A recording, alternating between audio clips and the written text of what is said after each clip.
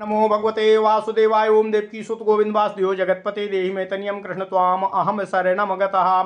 अथ श्रीमद् वाल्मीकि रामायण प्रथम खंड द्वितीय सोपान अयोध्या कांड 1 सर्गः।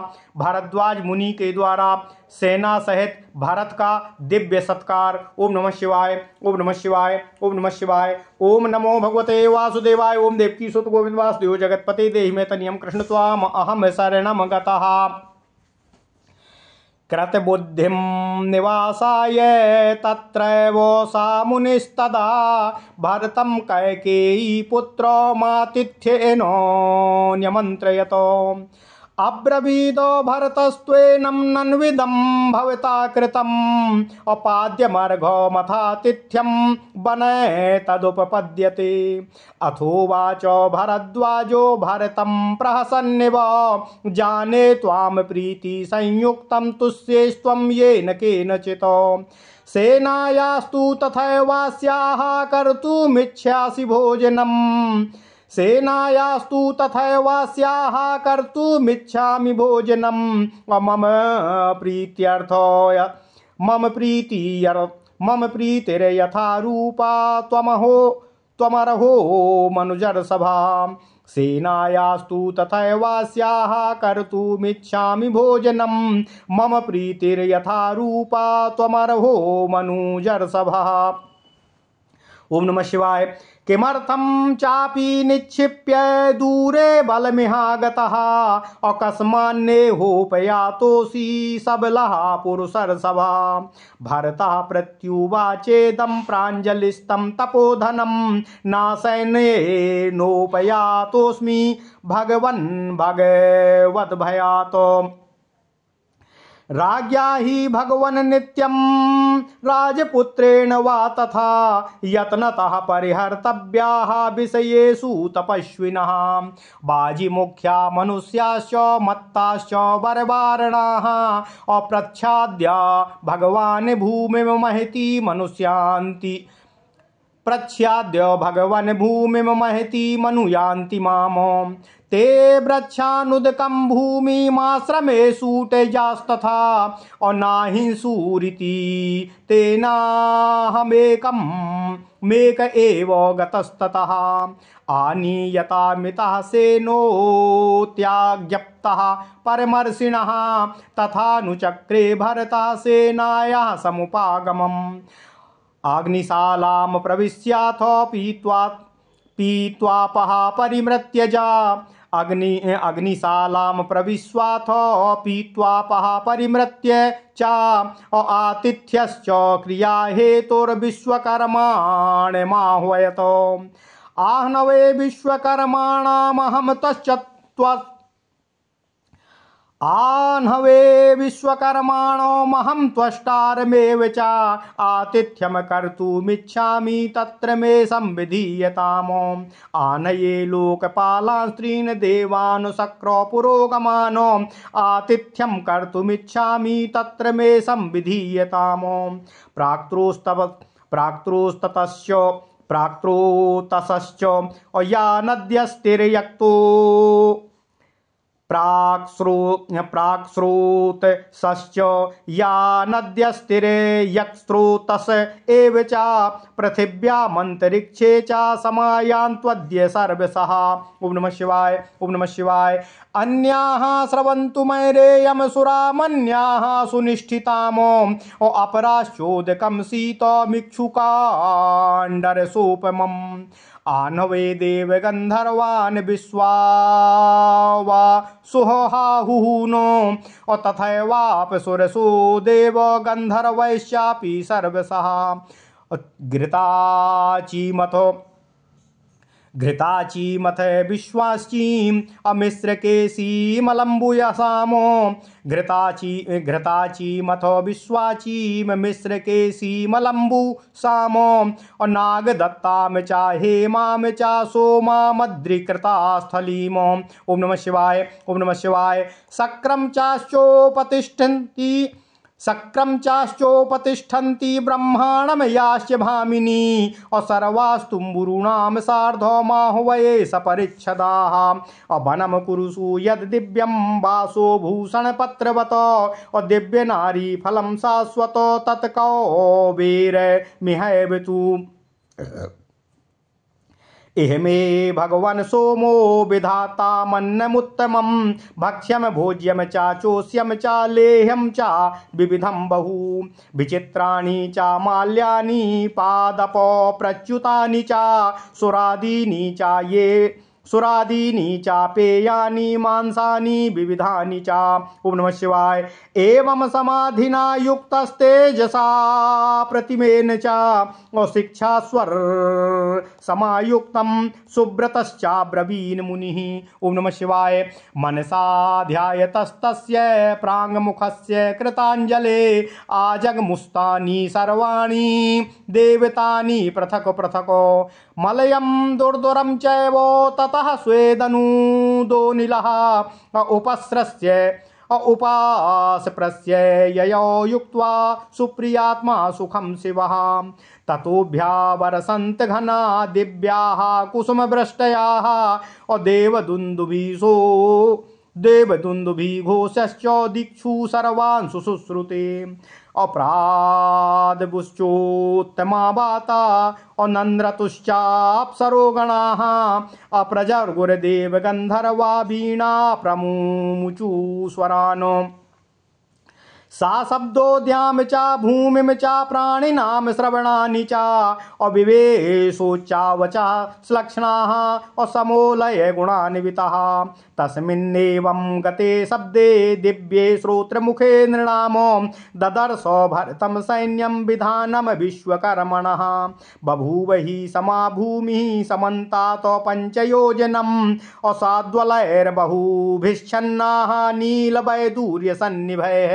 ओम नमः शिवाय। ओम नमः शिवाय। ओम नमो भगवते वासुदेवाय। ओम देवकी सुत गोविंद वासुदेव जगतपते देहि मे तन्यं कृष्ण त्वाम अहम शरणं गतः तस्मिन् बिल्वा कपित्थाश्च पन्नसा बीजपूरकाः और आमलक्यो बभूवुश्च च्यूताश्च फलभूषिताः उपरेभ्यः कुरुभ्यश्च वनं दिव्योपभोगवत आज गामो नदी सौम्याः तीरजैर्बहुभिर्वृता चतुःशालानि शुभ्राणि शालाश्च गजवाजिनाम और हर्म्य प्रासाद संयुक्त तोरणानि शुभानि चा सितमेघो निभम चापि राजवेश्मो सुतोरणम् सितमेश निभम चापि राजवेश्मो सुतोरणम् और शुक्लमाल्याकृताकारं दिव्यगन्ध समुच्छितम् चतुरस्त्रं संबाधम् और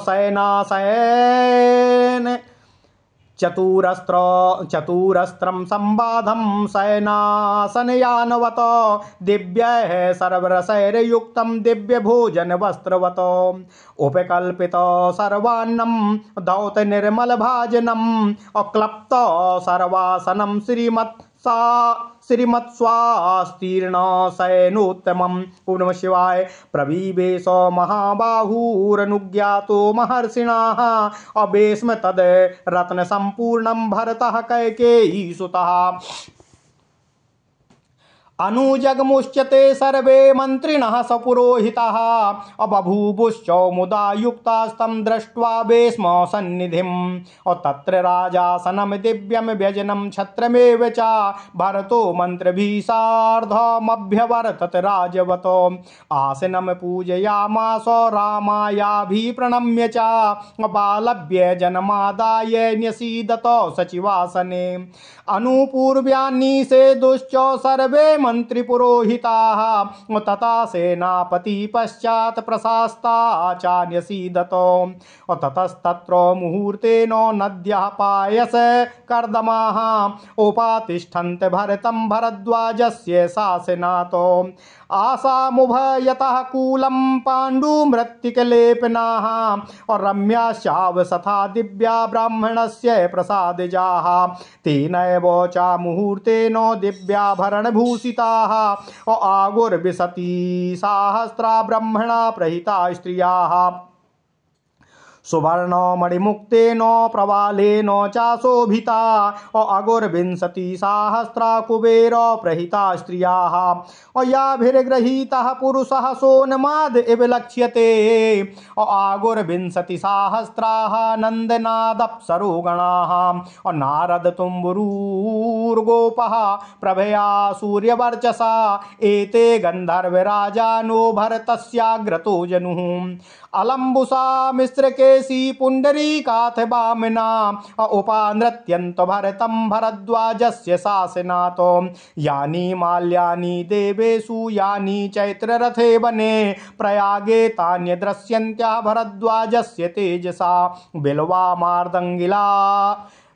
बिल्वामार्दंगिका आसनो सम्या ग्राहा विभीतिका अश्वत्था नर्तकाश्चासन भरद्वाजस्य तेजसा ततः सरलतालश्च तिलकः शतमालकाः अप्रहष्टास्तत्र सम्पेतुः कुब्जा भूत्वाथ वामनाः सिंसपामलकी जाम्बूर्याश्चान्याकानने मालती मल्लिका जातिर्याश्चन्याकानने लताः प्रमदा विग्रहं कृत्वा भरद्वाजाश्रमे वसनो असुराम सुरापः पिबतः पायसं च बुभुक्षिताः मांसानि च सुमेध्यानि भक्षन्त्याम यो यदिच्छति उच्छेभ्यस्नापयन्ति स्प नदीतीरेषु वल्गुषु अप्येकमेकं पुरुषं प्रमदाः सप्तचाष्टचाः संवाहन्त्या समापेतुर्नार्यो विपुललोचना परिमृत्य तथान्योन्यं पापयन्ति वराङ्गनाः हयानो गजानः खारानुद्रष्टस्तथैव सुरभेसुरानो अभोजयनो बाहिनापास्तेषां भोज्यं यथा विधि इक्षुंश्च मधुलाजाश्च भोजयन्ति स्म वाहनान् इक्ष्वाकुवरयोधानां चोदयन्तो महाबलाः नास्वबन्धो स्वमाजान्नान्न गजं कुञ्जरग्रहा अमत्त प्रमत्त मुदिता असा चमूस्तत्र संबभोः। ओम नमः शिवाय, ओम नमः शिवाय, ओम नमः शिवाय। तर्पिता सर्वकामैश्च रक्तचन्दनरूषिताः तर्षिता सर्वकामैश्च रक्तचन्दनरूषिताः अप्सरोगणसंयुक्ता सैन्या वाचमुदीरयन् नैवायोध्यां गमिष्यामो नागमिष्यामो दण्डकान् कुशलं भरतस्यास्तु रामस्यास्तु तथा मुखम्। ओम नमः शिवाय, ओम नमः शिवाय। ओम नमो भगवते वासुदेवाय। ओम देवकी सुत गोविंद वासुदेव जगतपते देहि मे तनियं कृष्ण त्वाम अहम शरणं गतः इति पादातयोधाश्च हस्त्यस्वारोह बन्धकाः अनाथास्तं विधिं लब्ध्वा वाचमेता मुदीरयन् संप्रहष्ट्रा विनेदुस्ते नरास्तत्र सहस्रशा भरतस्यानुयातारः स्वर्गोऽयमिति चाब्रुवन् नृत्यन्तश्च हसन्तश्च गायन्तश्चैव सैनिकाः समन्तातो परिधावन्तो माल्योपेता सहस्रशा ततो भुक्तो बताम तेषां तदन्नाम मृतोपमम् दिव्यानुदीक्ष्य भक्ष्यांस्तास्तन् भवदो भक्षणे मतिः प्रेष्याश्चेष्टस्य बध्वश्च बलस्थाश्चापि सर्वशः बभूवुस्ते भृसंप्रीता सर्वे चाहतवाससः कुञ्जराश्च खरोद्राश्च गोस्वाश्च मृगपक्षिणा बभूवुः अशुभ्रतास्तत्र नातो हन्यामकल्पयत और ना शुक्लवासांस तत्रासीत् क्षुधितो मलिनोऽपि वा और रजसा ध्वस्त केशो वा नरः कश्चित् दृश्यतः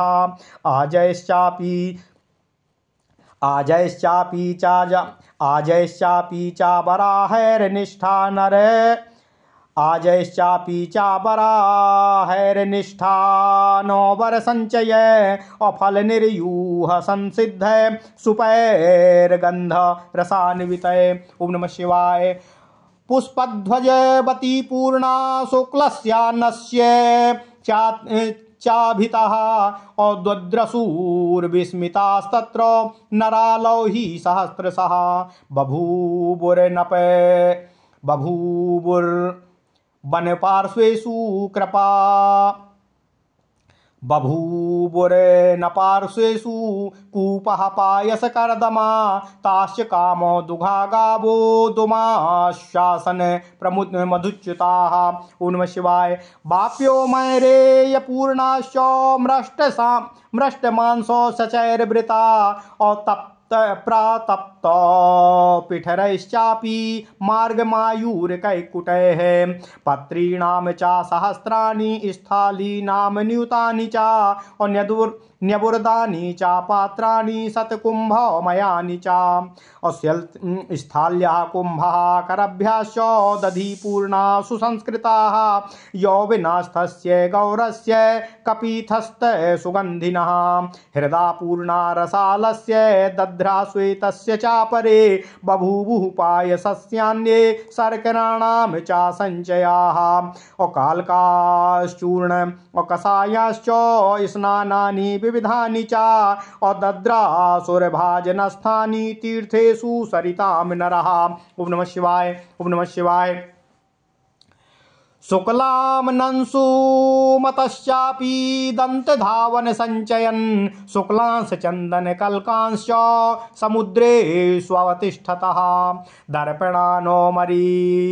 दर्पणानो परिमृष्टांश वासना चापि संचयानो पादुकोपानहं चैव युग्मान्यत्र सहस्रशाः आंजनी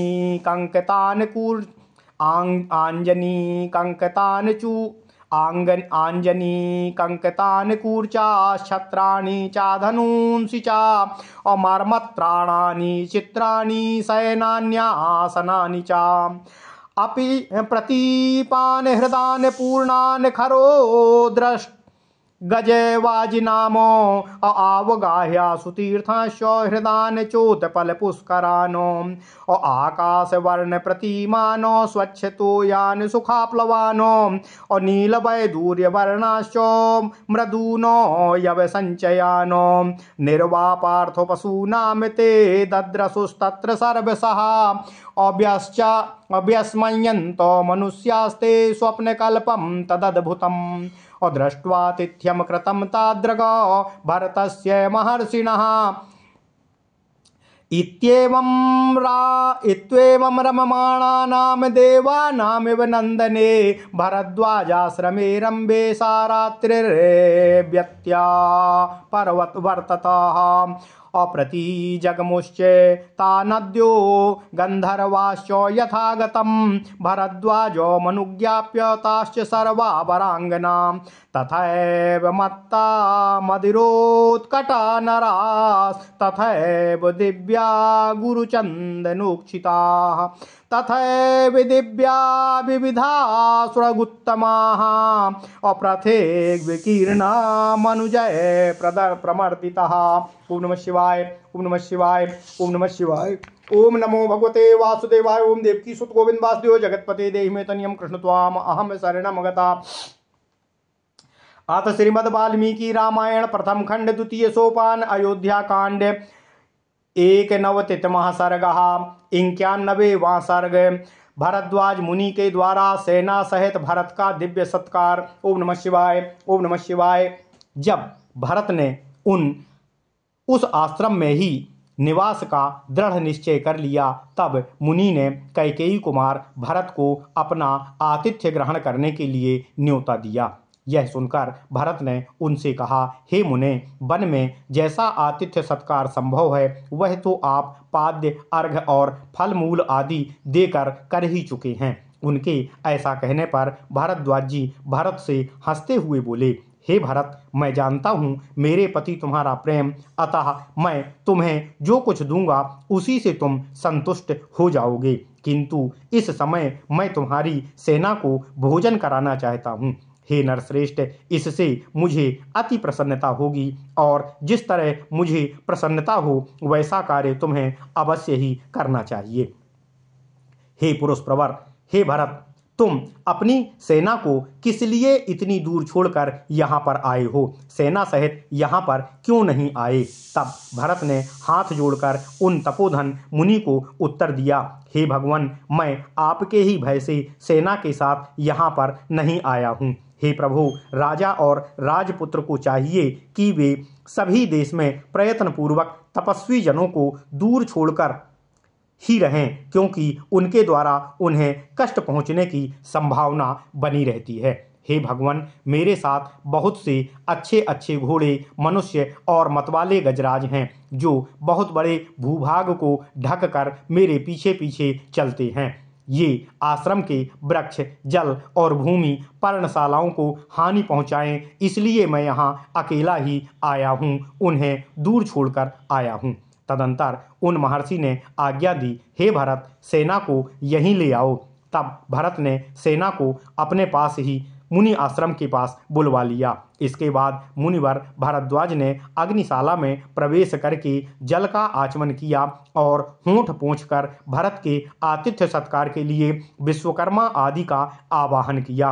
वे बोले, मैं विश्वकर्मा त्वष्टा देवता का आवाहन करता हूँ। मेरे मन में सेना सहित भरत का आतिथ्य सत्कार करने की प्रबल इच्छा है।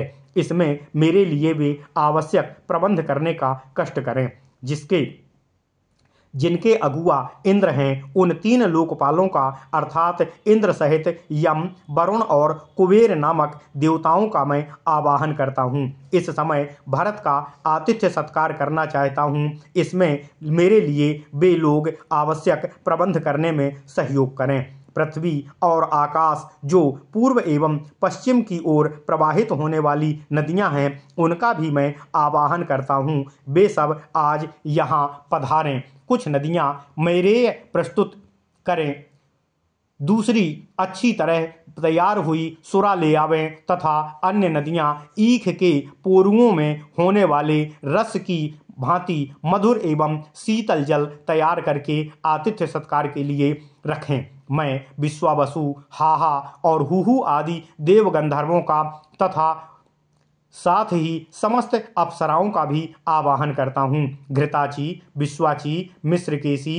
अलम्बुसा, नागदत्ता, हेमा, शोभा तथा आद्रिकास्थली अर्थात पर्वत आदि पर निवास करने वाली सोमा आदि का भी मैं आवाहन करता हूँ। जो अप्सराएं इंद्र की सभा में उपस्थित होती हैं तथा जो देवांगनाएं ब्रह्मा जी की सेवा में जाया करती हैं, उन सब का मैं तुम्बरू के साथ आवाहन करता हूँ। वे अलंकारों तथा नृत्य गीत के साथ अपेक्षित अन्यान्य उपकरणों के साथ यहाँ पधार कर अतिथि सत्कार में सहयोग करें। उत्तर कुरुवर्ष में जो दिव्य चैत्ररथ नामक वन है, उसमें दिव्य वस्त्र और आभूषण ही वृक्षों के पत्ते हैं और दिव्य नदियां ही फल हैं। कुबेर का यह सनातन दिव्य वन यहीं पर उपस्थित हो। वहाँ भगवान सोम मेरे अतिथियों के लिए उत्तम अन्न, नाना प्रकार के भक्ष्य, भोज्य, लेह और चोष्य प्रचुर मात्रा में उपस्थित कर अतिथि सत्कार में मेरा सहयोग करें।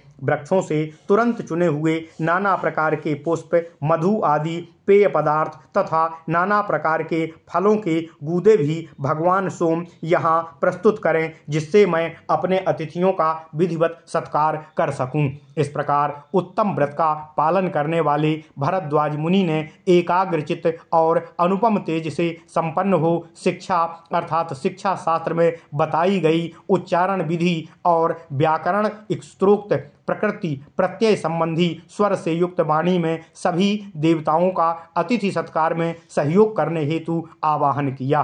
इस प्रकार आवाहन करके मुनि पूर्वाभिमुख होकर हाथ जोड़ मन ही मन में ध्यान करने लगे। उनके स्मरण करते ही वे सभी देवता एक एक करके वहां उपस्थित हो गए।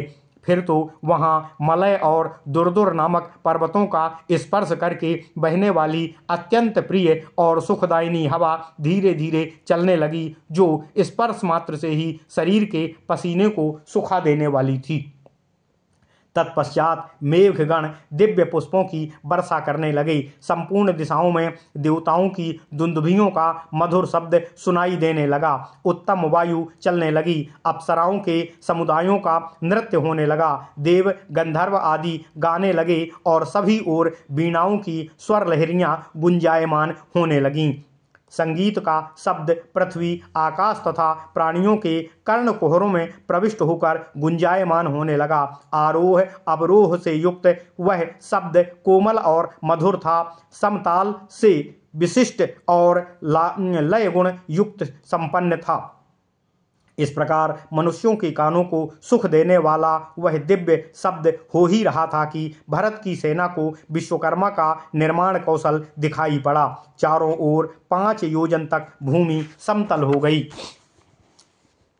उस पर नीलम और वैदूर्य मणि के समान नाना प्रकार की घनी घास छा रही थी। स्थान स्थान पर बेल, कैथ, कटहल, आंवला, बिजौरा तथा आम के वृक्ष लगे हुए थे, जो फलों से सुशोभित हो रहे थे।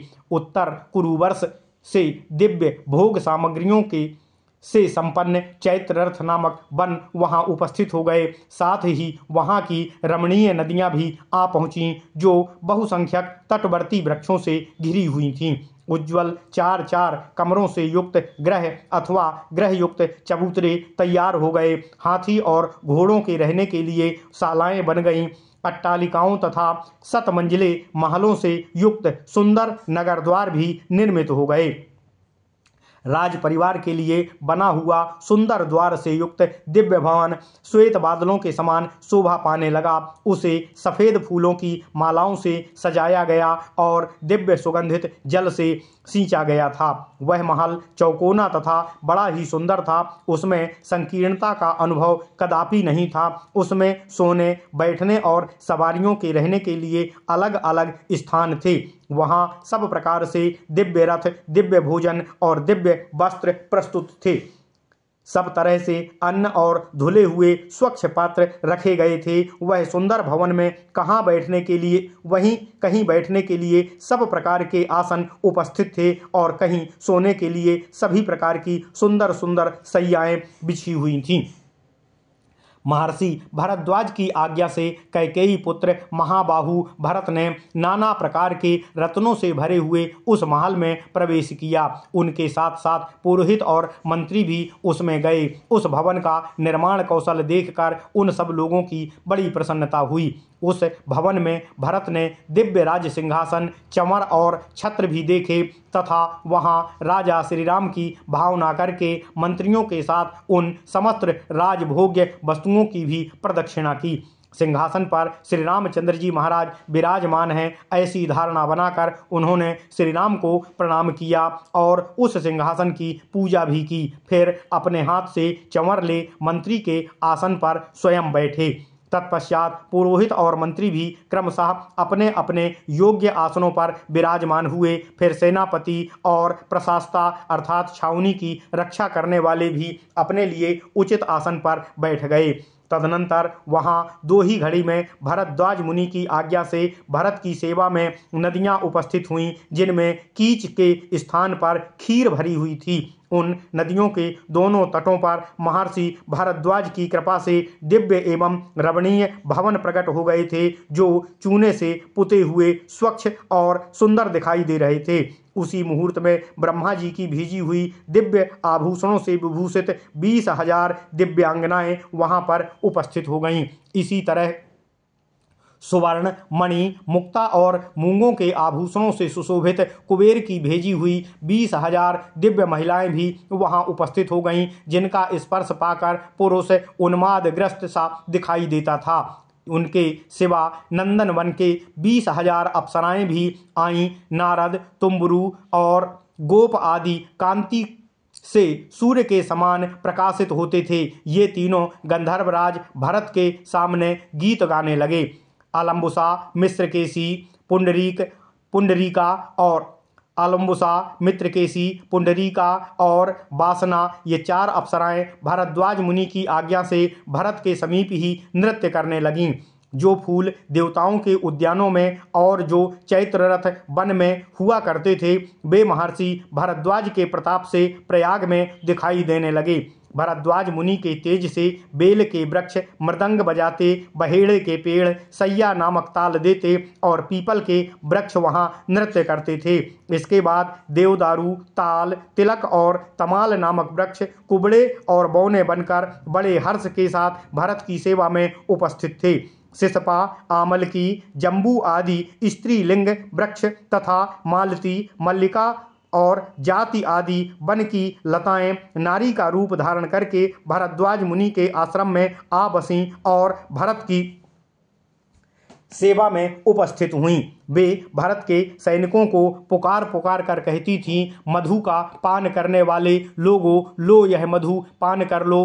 तुम में से जिन्हें भूख लगी हो वे सब लोग यह खीर खाओ और पवित्र फलों के गूदे भी प्रस्तुत हैं, इनका आस्वादन करो। जिसकी जो इच्छा हो वही भोजन करो।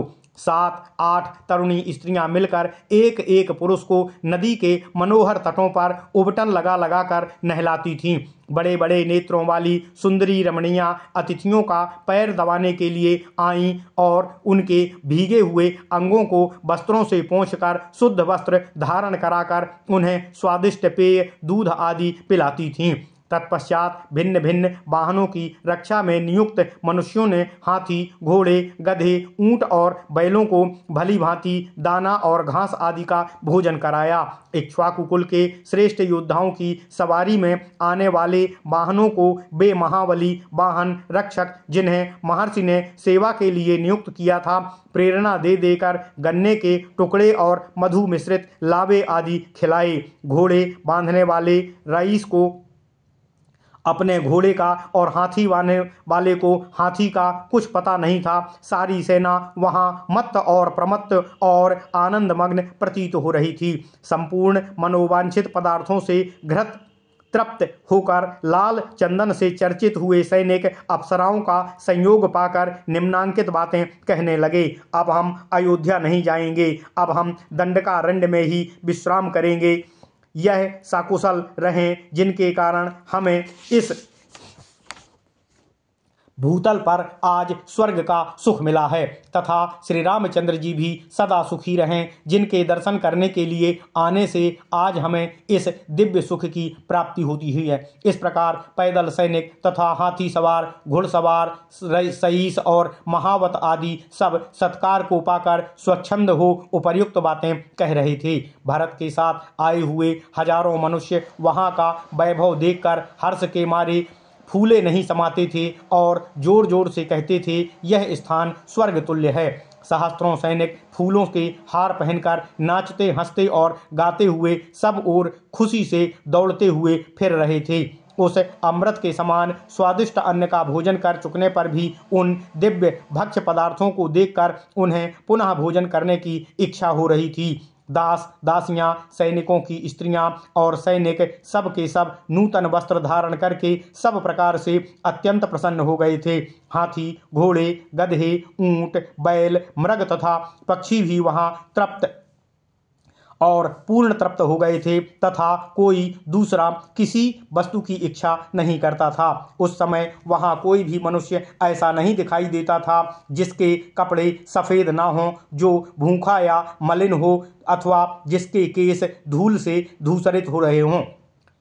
अजवाइन मिलाकर बनाए गए बराही कंद से तैयार किए गए तथा आम आदि फलों के गर्म किए हुए रस में पकाए हुए उत्तमोत्तम व्यंजनों के संग्रहों अर्थात सुगंध युक्त रस वाली दालों तथा श्वेत रंग के भातों से भरे हुए सहस्त्रों सुवर्ण आदि के पात्र वहां सब ओर रखे हुए थे, जिन्हें फूलों की ध्वजाओं से सजाया गया था। भरत के साथ आए हुए सभी लोगों ने उन पात्रों को आश्चर्यचकित होकर के देखा। उनके आसपास जितने कुएं थे उन सब में गाढ़ी और स्वादिष्ट खीर भरी हुई थी। वहां की गौएं, कामधेनु सब प्रकार की कामनाओं को पूर्ण करने वाली हो गई थीं और उस दिव्य वन के वृक्ष मधु की वर्षा कर रहे थे। भरत की सेना में आए हुए निषाद आदि निम्न वर्ग के लोगों की तृप्ति के लिए वहां मधु से भरी हुई बावड़ियां प्रकट हो गई थीं तथा उनके तटों पर तपे हुए पिठर अर्थात कुंड में पकाए गए मृग, मोर और मुर्गों के स्वच्छ मांस के ढेर रखे हुए थे।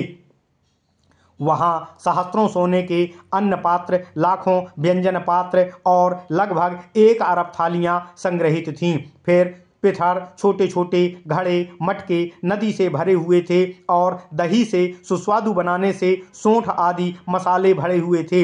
एक पहर पहले से के तैयार किए हुए केसर मिश्रित पीत वर्ण वाले सुगंधित तक्र के कई तालाब से भरे हुए थे।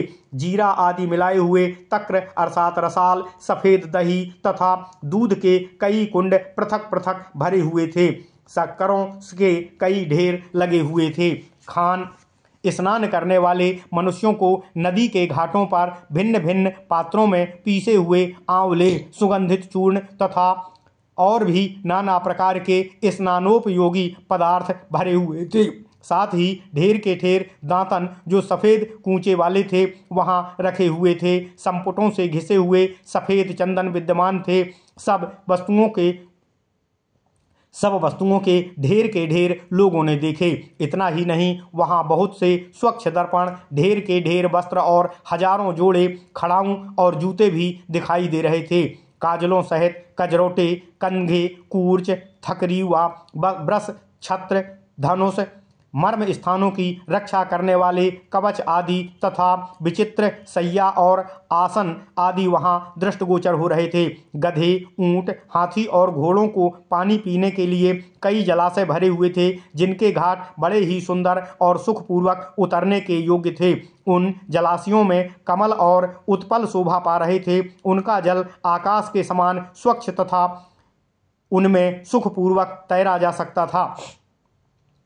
पशुओं के खाने के लिए वहां सभी ओर नील वैदूर्य मणि के समान रंग वाली हरी एवं कोमल घास की ढेरियां लगी हुई थीं। उन सब लोगों ने वे सारी वस्तुएं देखीं। महर्षि भरद्वाज के द्वारा सेना सहित भरत का किया हुआ वह अनिर्वचनीय आतिथ्य सत्कार अद्भुत और स्वप्न के समान था। उसे देखकर वे सभी मनुष्य आश्चर्यचकित हो उठे। जैसे देवता नंदन वन में विहार करते हैं, उसी प्रकार भरद्वाज मुनि के रमणीय आश्रम में यथेष्ट क्रीड़ा विहार करते हुए उन सभी लोगों ने रात्रि को बड़े सुख से भोगा।